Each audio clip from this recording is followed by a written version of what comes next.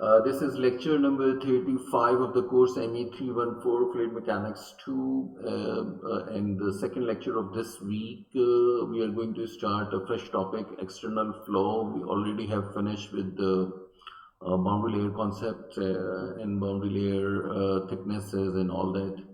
So in this lecture today we will talk about what is external flow and what are its applications. We will look into the forces and moments on an arbitrary shaped body, and then we will look into the special cases of external flow, that is the flow over a flat plate and a cylinder. And then we will quantify, categorize rather external flows in terms of low Reynolds number flows and high Reynolds number flows. Then we will go into this introduction to this open channel flow, and then in the end we will sum up the characteristics that are essential for external flow. So what is external flow? Whenever a body is immersed, any body is immersed in a fluid, and there is an interaction takes place between a fluid and a solid body. So such type of flows are called as external flows.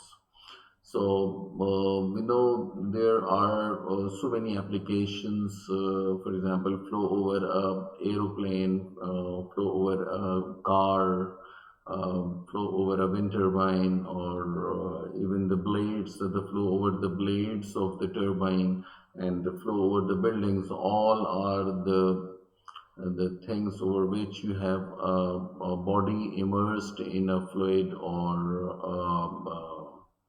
for example, this Formula car, we are interested in calculating the drag coefficient and something like that. On aeroplanes also, the fluid is flowing over an aeroplane, and there is lift force and the drag force associated on that. And the buildings and the structures also experiencing fluid flow, the wind turbines also experiencing fluid flow.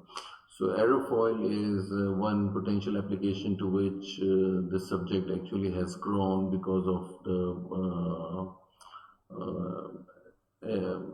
aeroplane applications. So other natural built structures like trees, like big size trees, or you see when the wind flows, they can fall, and the experiences this flow. There is a huge drag force on that. So the analyzing the external flow, as we already know in the subject of the purpose of the subject is to get the velocity distribution and the pressure distribution. So when there is a fluid flow over a body, so external to the body, it is complicated to work out the velocity distribution as well as the pressure distribution. So even for simple geometry it is complicated. But overall, in this external flow, the typical quantity of interest are the lift and the drag force that a body experiences when a body is immersed in a fluid. So in general, let's say we have simple geometries like flat plate, and the cylinder is considered as simple geometries, and today we'll talk about that as well. So whenever you have any shape of any body of any arbitrary shape is immersed in a fluid, and it is experiences that the forces and as well as the moments due to that flow. So you have this arbitrary shaped body, and this body is experiencing free stream velocity u infinity. So the drag is actually the force which is actually in the direction of the flow. So this is the direction of the flow, and the body experiences the drag in that direction, that we called as a drag force, and the moment about that drag force is called as a rolling moment. Similarly, the force which is the body, this arbitrary shaped body experiences in the direction perpendicular to the flow or normal to the flow, that force is called as a lift force. And the moment about that lift force is yawing moment. And you can use a right hand rule if the curl of the finger is denoting the direction of the moment. So the thumb would be pointing towards the direction of the force. So this is and there is a third force which is actually called as a side force, so that the body can experience from the side, and the moment about that force which we call as a pitching moment. So essentially, this whenever body is immersed in a fluid, it will be experiencing forces in three different directions, as well as three different moments. So that would effect on the flow, or the flow could affect on the body and these forces. So that is actually the subject of external flow is quite complicated. So but what we do is we simplify the things. Let's say we if assume a symmetry. You have a lift axis. Let's say this is an arbitrary shaped body, and this is the direction of the flow. So this is actually the two planes. This is a horizontal plane as well as the vertical plane. So if there is a symmetry on this, this is a drag direction, this is the lift direction. So on that lift y-axis, if you have a symmetry, then what we can do is this side force and this yawing moment and this rolling moment becomes absent, and the problem is converted from three-dimensional case to two-dimensional case, in which only the two types of the forces that would be involved, like lift and drag, and there is a one pitching moment is involved. So the problem can be simplified by having this concept of symmetry. This is introducing this two-plane symmetry. For example, this horizontal plane and this vertical plane, and the line which intersect is actually called as principal chord line.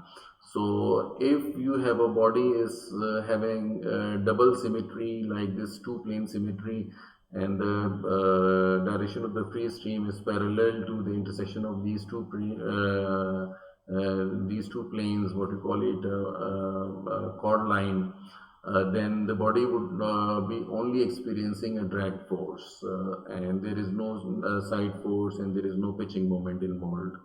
So the problem can be further simplified, and just like cylinders and wings, and any body which is under rotation would be experiencing the drag. So that is something we simplify a general case into special cases. Just think of a body of arbitrary shape placed in a fluid, and it could be both scenarios. If a body is stationary and fluid is flowing, or the fluid is stationary and body is moving, it means actually the same thing. So it doesn't affect on our analysis whether the body is moving or the fluid is moving, you know. So let's say the free stream velocity is u infinity here, and we see the region which is close to the wall, and at that point the velocity is zero. We call that point to be the stagnation point.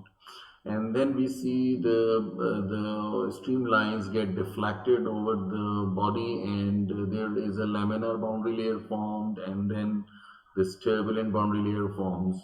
And at some point this boundary layer is detached from the surface. We call it a separation point. And then we see the recirculating flow starts, and these eddies of large sizes generate what we call it a wake region. So there are different types of regions involved in external flow, because we are interested in the velocity distribution over the external to the body. So if this arbitrary shaped body is blue in color, then outside would be the flow.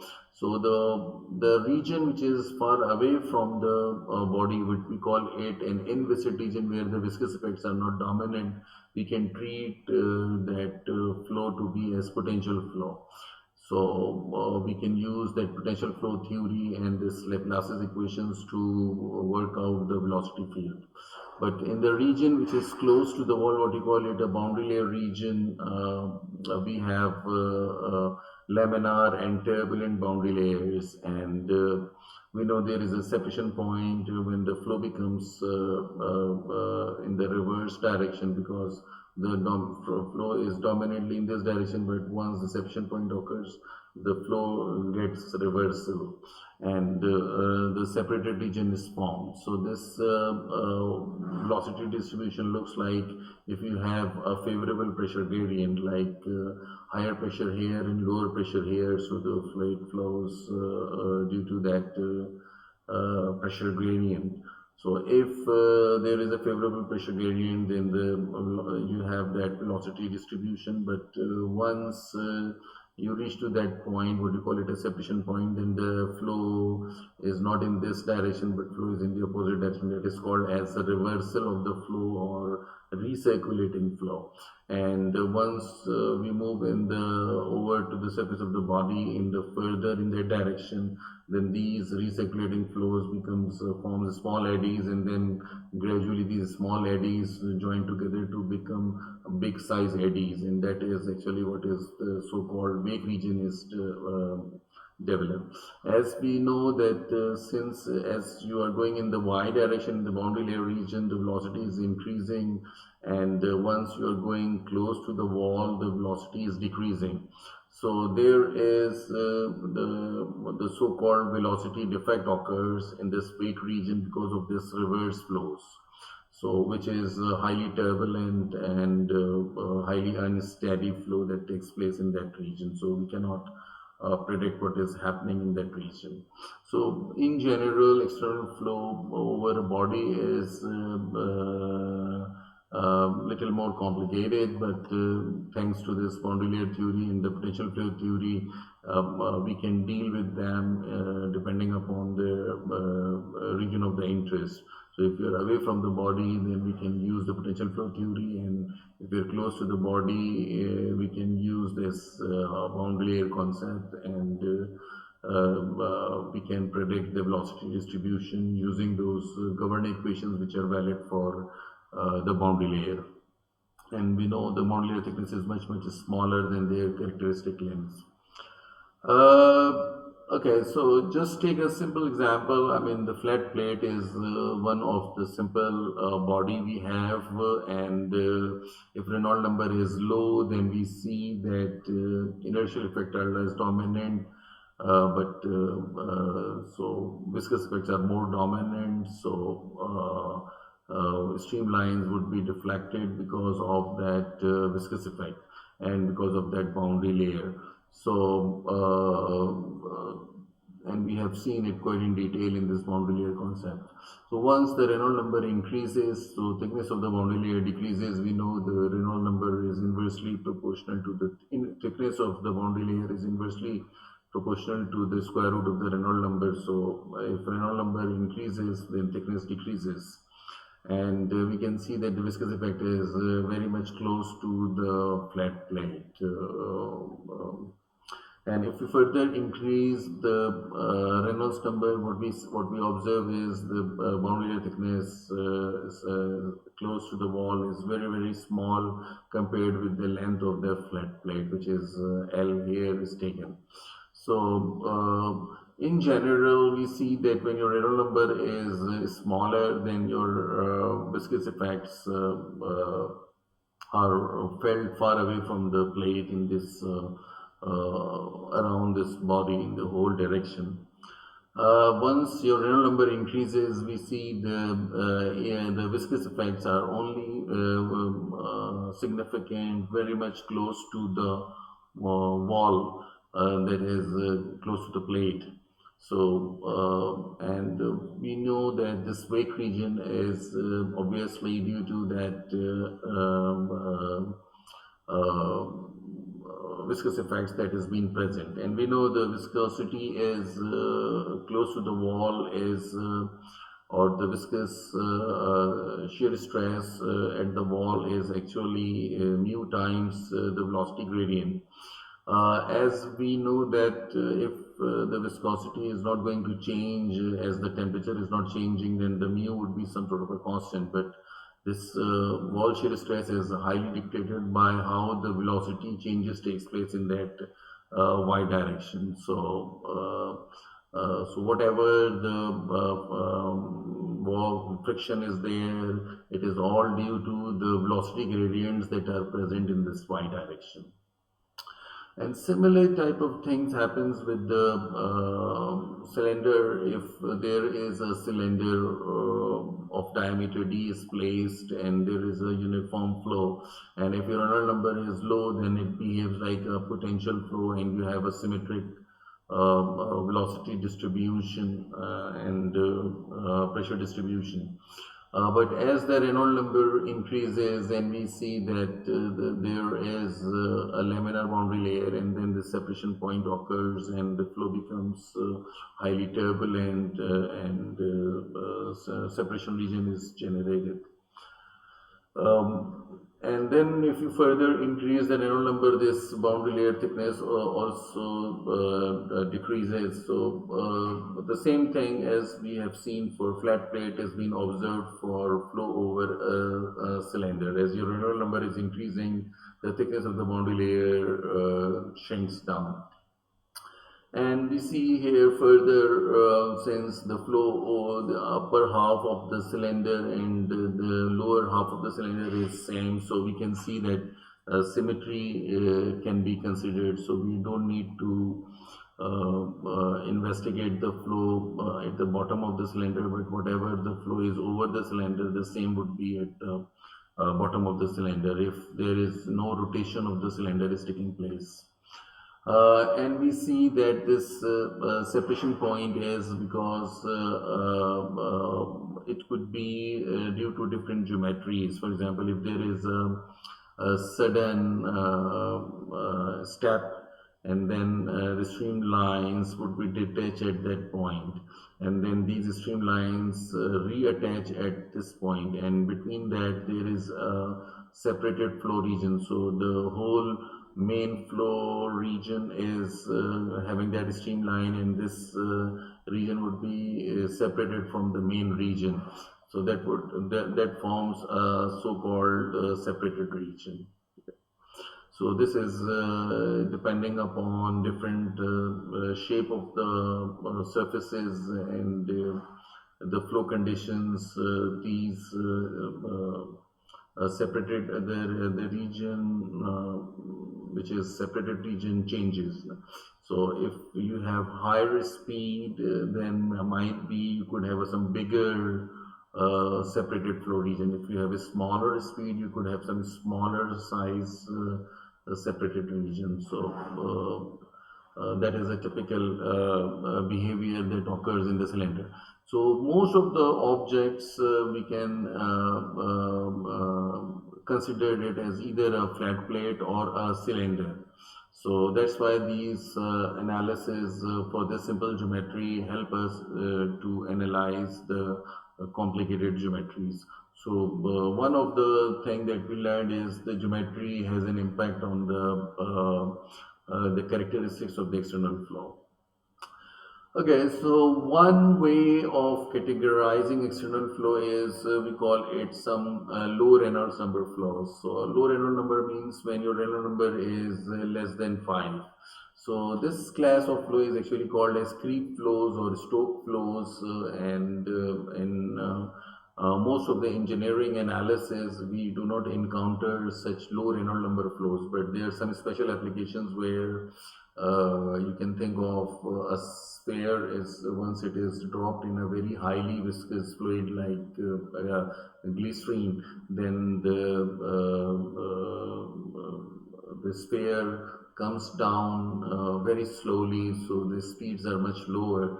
So such flows are called as low Reynolds number flows. So in porous media, in spray droplets, in blood cells, and lubrication in small gaps can be considered as low Reynolds number flows. But in this subject, we will not be dealing with the low Reynolds number flows. The second category by which external flow can be categorized is called as an high Reynolds number flow. So usually high Reynolds number flow means something when Reynolds number is greater than 1000. So, and there are further category of high Reynolds number flow is one is called as incompressible flows. So, incompressible flows means when your density is considered as constant.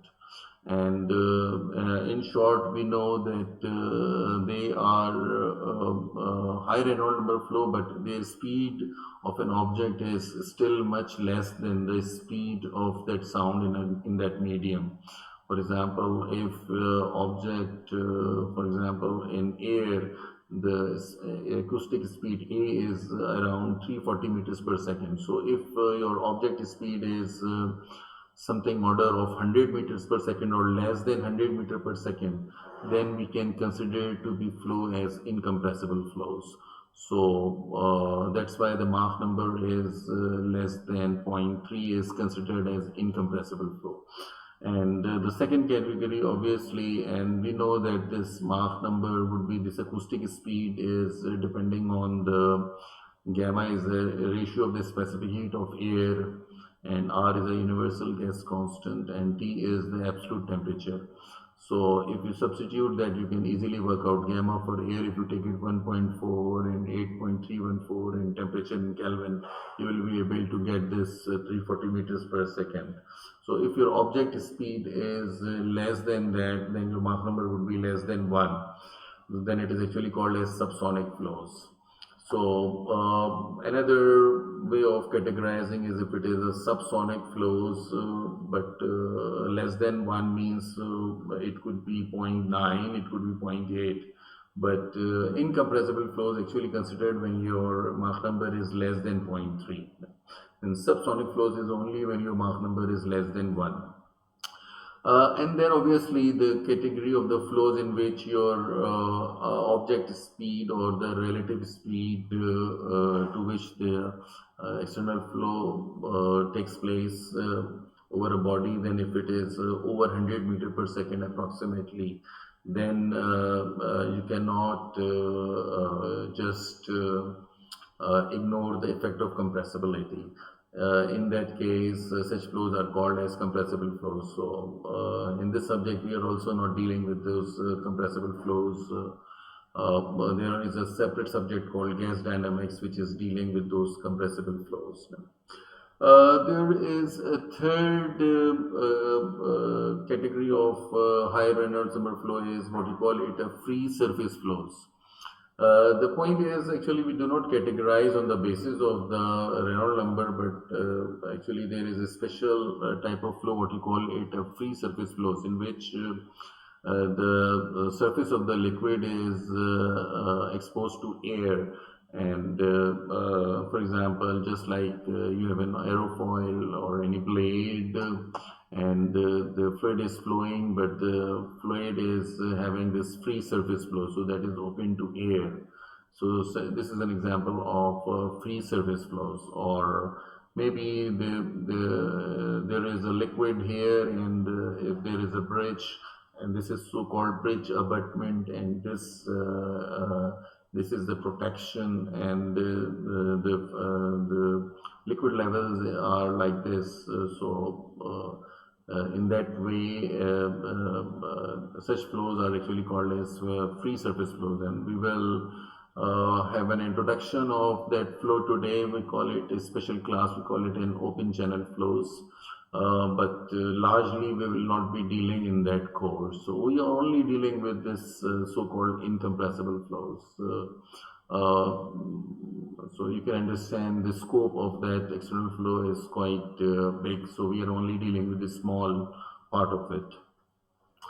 What you call it an open channel flow is whenever you have a flow takes place with having a free surface, for example, just like a river flow or something like that. So you have a river bed here, and the liquid is exposed. There is a free surface. Free surface means when this liquid is exposed to air, and you have flow taking place in that channel or conduit. So that is actually called as an open channel flow. And here we see the velocity contours. So on this surface, on this part, there is one velocity, might be some higher value of the velocity. As you go into the depth, the velocity is decreasing, and you further go into the depth, the velocity is further decreasing. So once we reaches to the bed of the river, then the velocity is approaching towards zero. So there is certain velocity distribution throughout this depth of the river bed. And that is a special class of flow. For example, in rivers, in irrigation channels, and even in the drainage channels, which are open flow, some part is liquid and some part is exposed to free surface. So, in the driving force for this open channel flow is actually the slope that is present in the bed. So, because there is a slope associated, and if you see this cross-sectional view and if you see the side view, so there is some tangent of theta, the slope S is there, which is actually the driving force. So, the fluid flows due to the weight of the fluid having a component which becomes the driving force, and v is the mean velocity of the fluid, because at the cross section and there are different velocities, but v is considered as an average velocity here. So such flows are actually called as an open channel flows. Here, let's say P is the parameter, and we have already seen in this internal flow when the flow is confined by the walls, then we take the concept of hydraulic dia, which is 4 times of the cross-sectional area over the parameter. So similar concept is, instead of hydraulic dia, we call it hydraulic radius. So RH is in hydraulic radius, which is actually this the channel cross section divided by the parameter, which is actually the wetted parameter. So that is something the becomes the characteristic length in that case. Here the Reynolds number, instead of Reynolds number, we have another number, because the flow driving force is the gravity. So we have Froude number, which is actually the square root of the ratio of the inertial forces over the gravitational forces. So we know from our Navier-Stokes equation, the inertial term is rho u dou u by dou x. But all the terms in this inertia in the Navier-Stokes equation is forces per unit volume. So in order to get force, I multiply it by the volume. So just L cube is considered as a volume, and mg is the gravitational force. So as I just put it, rho and u is characterized with the velocity v here, which is an average velocity to that cross section. And so v multiply u, and u would be u square, and L is the length. So you simplify that all together, you end up with this expression called v is this mean velocity, and L is actually the characteristic length. Here in this case, it is actually the depth of the river bed or channel bed. So Froude number is actually the which is defining the characteristics of the flow. So if Froude number is 1, then your velocity would be equal to square root of the characteristic length times g. If this is the case, we call it as critical flow. So another way by which this open channel flow can be categorized is sometimes it is called as uniform flow, and sometimes it is called as non-uniform flow. For example, if you have this cross section, and from section B to C, the velocity is varying, but more or the depth of the channel is almost uniform. So we call that to be the uniform channel flow. And in that section A to B is non-uniform, and then further it becomes a rapid flow, and then it becomes so-called a non-uniform flow. So one of the way by which open flow can be studied is uniform flows and non-uniform flows. And the Froude importance of the Froude number is when it is Froude number is 1, it is actually called as critical flows. So in critical flows, your this mean velocity throughout the cross section is under root of L times G, and L is actually the depth basically. So that flow, once you have such a average velocity, then the flow is called as a critical flow. And if your Froude number is less than 1, we call that to be subcritical flow. It means the velocity is smaller. So once the velocity is lower, then it is subcritical flow, or we call it there is not much disturbance in the flow. The flow becomes there is a tranquility associated with the flow, and that is actually called as subcritical flow.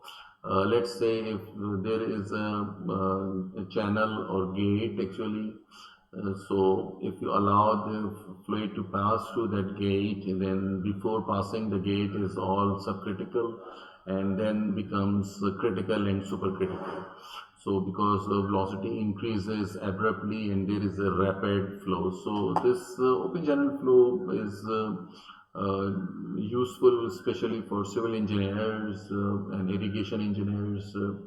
Or agricultural engineers, they will be dealing with such type of flows. But in this course, we will not be dealing with the open channel flow. I have just introduced that there are chapters in different books for open channel flows, but we will not be dealing in this course. Okay, so we have seen that the external flow is quite complicated to deal, but one of the important thing is the shape of the body. Actually, for example, if you have cylinder or some blunt shaped bodies, then this flow characteristics are totally different. The separation point would be different. The separated region or the wake regions would be different. So even if you just make that shape of the body becomes streamlined, then the streamline distribution, the velocity distribution, the formation of the laminar and turbulent, LBL stands for laminar boundary layer or turbulent boundary layer, changes, and the wake region also shrinks down. So once you change the shape of the body, then the whole flow characteristics changes. So the external flow is very much depending on the shape of the body as well. And then we see the not just the shape but the orientation. For example, if you have a flat plate which is placed horizontally, then you have a different flow characteristics. Even if you make that horizontal to be vertical flat plate, and then the whole flow characteristics would be different. So it means not just the object shape is important, but the how the shape is placed, whether it is horizontal, whether it's vertical, we call that orientation, that affects the flow. And we have already seen that flow over a cylinder in our potential flow theory. If it is a much smaller Reynolds number, then you have a symmetric flow, and you have this pressure coefficient, which is actually P is the local pressure and P infinity is the free stream pressure. And if you take the difference of that pressure difference over this dynamic pressure, which is half rho U infinity square, U infinity is the free stream, that is actually called as pressure coefficient. And we have seen in the potential flow theory that you have this typical symmetric curve in when your Reynolds number is low, or you can think of when viscous effects are not dominant. So once you increase the Reynolds number, let's say from 2 to 30, and then see up to a certain length, a lot of length along the surface of the cylinder becomes following the streamlines are following the contour of the body, and there is a separation point occurs at some place, and the recirculation started. So, and this pressure coefficient distribution from 0 degree to 180 degree. So 0 is here and 180 degrees here. So it changes, it doesn't become the whole symmetry. So there is, it becomes less, symmetry is not that observed once Reynolds number increases. And you further increase the Reynolds number and you see this distribution changes a lot, and your pressure coefficient varies, especially when angle is greater than, for example, I think this theta started from this place, 0 when it is this technician point, and then theta increases, theta is 90 here, and then from 90 to 180 there is a further, this pressure coefficient varies, so it is no more, there is not, the symmetric shape is not being there. And you further increase, then the wake region increases and the pressure coefficient. So it means if you further increase, then you have a different distribution. So what we learned here is, even if you have a single geometry, single orientation, but if you change the Reynolds number, the flow characteristics changes. So in general, we can see that external flow is characterized by the shape of the body and its size, its orientation, its speed, and since we are dealing with the dimensionless numbers, which is required fluid properties, which could be changing due to the change of temperature. So a lot of factors are associated in dealing with the external flows. For example, whether you have supersonic flows or subsonic flows, whether you have free surface flows, where Froude number is important, or whether you have Reynolds number is important. So depending upon so many factors, the fluid flow characteristic changes. For example, if you have a streamlined body, you have a different type of flow. If you have a cylinder shape, different type of flow. If you have a bluff body like a vertical plate, then you have a different behavior of the fluid flow. And we have seen as the, for a given shape, if Reynolds number changes, then the flow also becomes different. So external flow in general is characterized by so many parameters, and that's why it is made it difficult to analyze such flows. But we will be simplifying that. Let's say in the next lecture we will be dealing with this only the drag force component. So that is only the simplified version of the actual flow field that is present in reality. So this is where I finish this lecture today.